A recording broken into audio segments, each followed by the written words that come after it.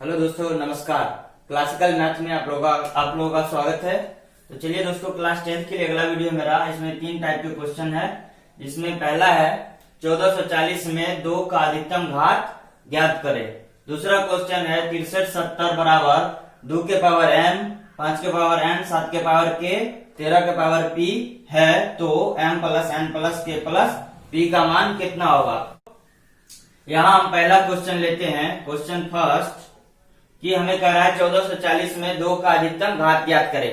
तो 1440 में 2 का अधिकतम ज्ञात करने के लिए हम सबसे पहले क्या करते हैं, गुणनखंड करते हैं। किसका? 1440 का गुणनखंड करते हैं। तो चलिए दोस्तों, गुणनखंड करने से हमें क्या मिलता है देख लेते हैं। 2 से यहाँ लगाएंगे, 2 सत्ते 14, 2 दूनी 4, 0। फिर 2 से लगाएंगे दोस्तों, तो 2 तिया 6, 2 छक्के 12, 0। फिर 2 से लगाएंगे दोस्तों तो 180। फिर 2 से लगाएंगे 90। फिर 2 से लगाएंगे 90 का आधा 45। अब कितना से लगाएंगे दोस्तों, तो यहाँ देख रहे हैं कि 3 से 2 से तो नहीं लग रहा है, तो क्या 3 से लग रहा है? तो लगा के देखते हैं 3 से।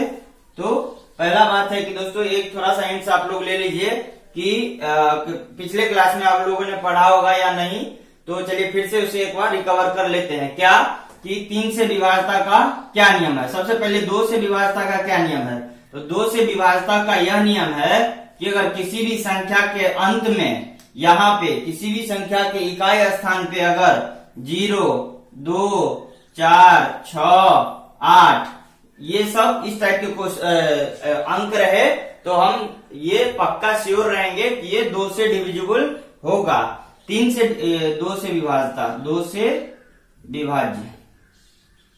उसके बाद एक और चीज देख लेते हैं, 3 से विभाज्य कैसे होगा, या 3 से विभाज्यता का क्या नियम है। तो 3 से विभाज्यता के लिए दोस्तों हम देखेंगे कि यहाँ पे या यहाँ पे कोई भी संख्या दिया है, उस पूरे संख्या के डिजिट को हम जोड़ लेंगे। तो जैसे कि हम देखते हैं यहाँ 4 और 5 है, तो हम क्या करेंगे, 4 और 5 को हम लोग दोस्तों, या 450 है, तो इसे हम क्या करेंगे, तीनों संख्या को जोड़ लेंगे। तो तीनों संख्या को जोड़ने पर 4 प्लस 5 प्लस 0 करने पर हमें कितना आता है, 9। तो हम अब यहाँ देखेंगे कि क्या 9 3 से डिविजिबल है। तो अगर वो 9 3 से डिविजिबल होगा तो ये श्योर है कि 450 भी 3 से डिविजिबल होगा। तो यानी कि 9 जो है वो 3 से डिविजिबल है, तो इसलिए 450 भी 3 से डिविजिबल होगा। तो यहाँ भी हम देखते हैं 5 4 9 जो 3 से कटता है, यानी कि 45 भी 3 से कटेगा। तो 3 से लगा देते हैं, तो कितना, 15 तिया 45। फिर 3 से लगा देते हैं, 3 पंचे 15। तो यहाँ हमें देखने को क्या मिलता है दोस्तों, हमें यहाँ देखने को मिलता है कि 1440 का अगर हम गुणनखंड किए तो हमें क्या प्राप्त हुआ, 2 गुना 2 गुना 2 गुना 2, 1 2 3 4 5, 1 2 3 4 5 गुना 3 और गुना 5 हमें ये मिला। अब हम इसे पावर या घात के रूप में लिख लेंगे दोस्तों। क्यों? क्योंकि हमें यहाँ क्या कह रहा है, अधिकतम घात ज्ञात करें। किसका? 2 का अधिकतम घात। तो हम जितना भी संख्या है उसका पहले गुणनखंड निकालिए, फिर उसे हम इस तरह सजा के लिख लिए। अब इसको हम घात के रूप में लिख लेंगे। तो घात के रूप में लिखिए दोस्तों, यहाँ 1 2 3 4 5, यानी कि 2 के पावर 5 गुना 3 के पावर 2 और गुना 5। तो हमें यहाँ क्या कर रहा है, 2 का अधिकतम घात कितना होगा, तो 2 का अधिकतम घात आ रहा है कितना दोस्तों, 5। 2 का अधिकतम घात कितना आ रहा है, 5। तो हम क्वेश्चन पहला के लिए क्या कहेंगे कि मेरा 2 का जो अधिकतम घात है वो 5 है। यहाँ ऐसे शब्दों में लिख देंगे, अतः 2 का अधिकतम घात 5 है। इसमें थोड़ा सा ट्विस्ट रहेगा, अगर टाइप चेंज रहेगा दोस्तों, कि अगर यहाँ हमें 2 के पावर 3 भी होता तब भी हम बड़ा ही वाला पावर लेते। अगर 2 के पावर 3 यहाँ होता और अगर यहाँ कुछ और रहता, अगर हमें उसके बाद यहाँ 2 के पावर 3 होता और 2 के पावर 5 होता, ये थोड़ा सा एक्स्ट्रा बता रहे दोस्तों। तो अगर यहाँ 2 के पावर 3 है और 2 के पावर 5 है, फिर भी अगर क्वेश्चन यहाँ कहता कि 2 का अधिकतम घात ज्ञात करें, तो हम उसका अधिकतम घात 5 ही लेते। तो हमारा अधिकतम घात कितना है दोस्तों, 5, जो कि मेरा क्या है, ये मेरा आंसर हो गया। तो चलिए दोस्तों पहला सवाल खत्म। अब दूसरा सवाल पे हम लोग चलते हैं। दूसरा सवाल पे चलते हैं कि दूसरा सवाल कह रहा है 6370 बराबर 2 के पावर n 5 के पावर n और 6370 में m n k p।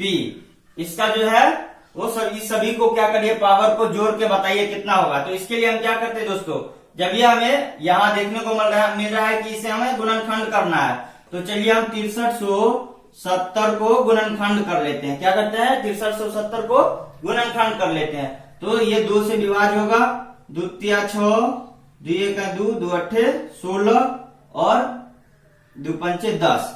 अब हम देखते हैं दोस्तों, यहाँ पे हमें विभाज्यता का नियम देखना होगा कि क्या ये 3 से डिविजिबल है। तो 3 से डिविजिबल के लिए हम करके देखते हैं कि सबका जोड़ देखते हैं। 5 8 5 13 1 14 14 3 17। तो 17 हमें यहाँ देखने को मिलता है दोस्तों कि ये 3 से डिविजिबल नहीं है। तो अभी तक हम 2 और 3 से डिविजिबल का नियम बताए। अब 5 से डिविजिबल का नियम आप लोग फिर से समझ लीजिए कि 5 से विभाज्य क्या होगा।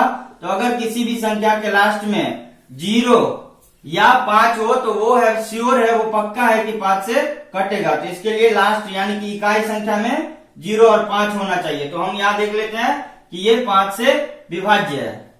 तो चलिए हम इसे 5 से विभाज्य करके देखते हैं। तो 5 छक्के 30 और 5 तिया 15, 5 सत्ते 35। अब हम देखते हैं इसको कि 6 3 7 क्या 5 से डिविजिबल है? नहीं। क्या 3 से डिविजिबल है? 6 3 9 7 16, ये भी डिविजिबल नहीं है। तो अब क्या करते हैं, 6 7 से करके देखते हैं। तो 7 मा 63, जी हाँ 7 से ये कैंसिल हो रहा है। तो 7 मा 63, 7 1 7। अब क्या है, 91 3 से या 6 से या 5 से या 4 से किसी भी संख्या से हो रहा है डिविजिबल। तो यहां हम देखते हैं 6 7, जी हाँ दोस्तों ये 7 से डिविजिबल हो रहा है। तो 7 से लगा देंगे, 7 1 7 और 2 1 7 या 21। अब हमें 13 देखने को मिलता है कि ये अभाज्य संख्या है, ये किसी भी संख्या से नहीं कटता है, यानी कि अब इसका गुणनखंड आगे नहीं होगा। तो इसको हम फाइनली क्या लिखेंगे दोस्तों, यहाँ लिखेंगे हम कि अब बाहर जो भी है इसको हम सजा के लिखते हैं। 2 गुना 5 गुना 7 गुना 7 गुना 13। अब हम इसे क्या करेंगे, जो हमें रिपीटेड वाला है, जो रिपीट मतलब दोबारा आया है, उसे हम अब क्या करते हैं, इसे या तो दोबारा कहिए या सीधे कहिए, इसको अब हम फिर से सजा के लिखेंगे घात के रूप में। फिर से किसके रूप में लिखते हैं, घात के रूप में। तो यहाँ 2 एक ही है, तो 2 के पावर कुछ नहीं तो 1। फिर यहाँ गुना 5 एक ही है, तो 5 के पावर 1। फिर गुना 7 के पावर 2 और फिर गुना 13 के पावर 1। तो हमें अब यहाँ वही कह रहा है दोस्तों कि 2 5 7 13, 2 5 7 13 में सबका घात जो है m n k p, ये m ये n ये k और ये p, इस सभी का जोड़ बताइए। तो हम यहाँ लिखेंगे m अकॉर्डिंग टू क्वेश्चन। अब अकॉर्डिंग टू क्वेश्चन, क्वेश्चन के अनुसार m plus n plus k plus p बराबर ये कितना होगा दोस्तों, तो 1 प्लस 2 प्लस 1। तो सबका जोड़ कितना आ गया हमें, 1 1 2 2 4 4 1 5। तो ये हमें m plus n plus k plus p बराबर कितना आया, ये मेरा 5 क्या हो गया दोस्तों, आंसर। तो चलिए दूसरा क्वेश्चन भी सीख गए हम लोग। अब है तीसरा क्वेश्चन है कि तीसरा क्वेश्चन थोड़ा सा ट्विस्ट वाला क्वेश्चन है दोस्तों, थोड़ा सा दिमाग लगाने वाला क्वेश्चन है। तो अभी तक हम क्या कर रहे थे, तीसरा क्वेश्चन में कह रहा है, तीसरा क्वेश्चन के लिए, इस क्वेश्चन के लिए हमें कह रहा है दोस्तों कि एलसीएम 72 और 126 का 504 दिया गया है। अब इसमें कह रहा है 72 और 126 का मौसम ज्ञात करें। तो चलिए दोस्तों हम क्या करते हैं, हमें 2 संख्या यहाँ देखने को मिल रहा है कि 72 एक संख्या और एक संख्या 126 है। तो 2 संख्या दिया हुआ है, उसके बाद एलसीएम दिया है, तो हमें क्या कहेगा, मौसम निकाले। तो हम अगर इस टाइप के क्वेश्चन कभी भी देखने को मिलता है दोस्तों, जहाँ दो संख्या का जिक्र हो और लॉसो मौसो का जिक्र हो, तो इसके लिए एक फॉर्मूला अराइज होता है, फॉर्मूला दिया गया है, सूत्र दिया गया है। तो इसके लिए हम सबसे पहले ये जानते हैं दोस्तों कि जैसा कि हमने पहले की वीडियो में देख चुका है दोस्तों कि मौसम निकालने के लिए हम दो विधि यूज करते थे। पहला विधि यूक्लिड विभाजन से तो सीख गए हैं, दूसरा विधि गुणनखंड विधि से भी दोस्तों सीख गए हैं। अब हमें यहाँ एक और देखते हैं फॉर्मूला के अनुसार कि मौसम हम कैसे निकालते हैं।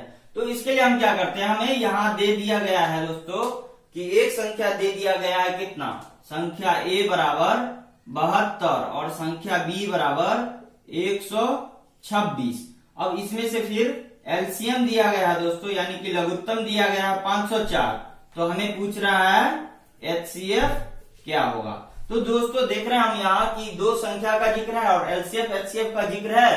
तो इसके लिए हमारा जो फॉर्मूला बनता है वो ये बनता है कि दो संख्याओं का गुणनफल बराबर लॉसो गुना मौसो, लॉसो गुना मौसो, यानी कि एचसीएफ।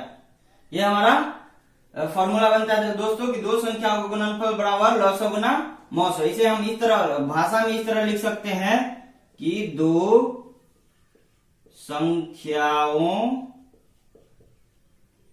का गुणनफल बराबर लॉसो गुना मौसो, बराबर लॉसो गुना मौसो। तो ये जो मेरा फॉर्मूला है दोस्तों, ये जो मेरा फॉर्मूला है इस पे हम अब इसका वैल्यू बैठा देंगे, इस दोनों का वैल्यू बैठा देंगे जिसका जो वैल्यू दिया गया है। तो चलिए दोस्तों हम वैल्यू बैठा के देखते हैं कि मेरा ए के जगह पे क्या है, ए के जगह पे है 72 और बी के जगह क्या है 126 बराबर एलसीएम तो दिया है दोस्तों 504 और गुना एचसीएफ नहीं दिया है, तो हम एचसीएफ को एचसीएफ ही लिख देते हैं। यही हमें निकालना है। तो अब इसे हम सॉल्व कैसे करेंगे दोस्तों, तो एचसीएफ हमें निकालना है, तो एचसीएफ को हम एक साइड रखेंगे और जितना भी मेरा डिजिट है, अंक है, वो उसको दूसरी तरफ लिख लेंगे। तो चलिए हम 504 को हम बराबर के बाया साइड लाते हैं। तो 504 को अगर बराबर के बाया साइड लाते हैं तो हमें क्या करना पड़ेगा, यहाँ देख रहे हैं कि ये गुना के टर्म में है, तो अगर ये बराबर के बाया साइड आएगा तो क्या होगा, भाग के टर्म में हो जाएगा। तो चलिए हम इसे एक बार और लिखेंगे 72 गुना 126 बट्टा 504 बराबर इधर क्या बच गया, केवल एचसीएफ, और यही हमें निकालना है। तो चलिए अब हम इसे देखते हैं, काट के देखते हैं। तो हमें इसे 8 से लगा के देखते हैं दोस्तों, 8 नमा 72 और 8 छक 48, 8 त्रिक 24, यहाँ 63। अब फिर अभी और कट रहा है दोस्तों, तो यहाँ 9 1 9, 9 7 63। अब ये क्या बचा 7 और 126, तो 7 से 126 को काट के देखते हैं। तो 7 से देखते हैं काट के, 7 1 7, 5 6, 7 8 56, यहाँ कितना से कट गया दोस्तों 18 से, यानी कि हमें यहाँ देखने को क्या मिलता है, इधर कुछ नहीं केवल 18 बचा। तो 18 बराबर या तो आप एचसीएफ कहिए या एचसीएफ बराबर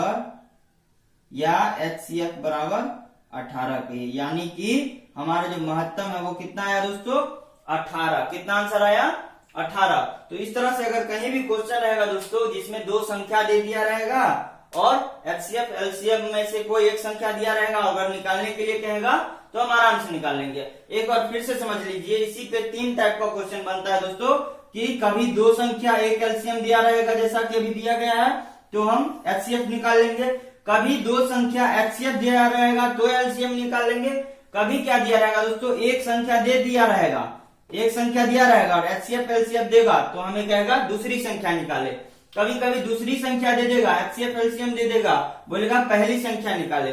तो अगर कुछ भी इस टाइप के, अगर 4 टाइप के सवाल बनते हैं इस एक ही फॉर्मूला पे, तो अगर कुछ भी पूछेगा तो इसमें 2 और 2 4 टर्म है, तो 4 टर्म में हमें 3 टर्म दे दिया रहेगा और कोई एक टर्म पूछेगा तो उसे हम आसानी से सॉल्व कर लेंगे दोस्तों। जी धन्यवाद, आज का मेरा इतना ही क्वेश्चन था, इतना ही क्लास था। अब आगे हम लोग नेक्स्ट वीडियो में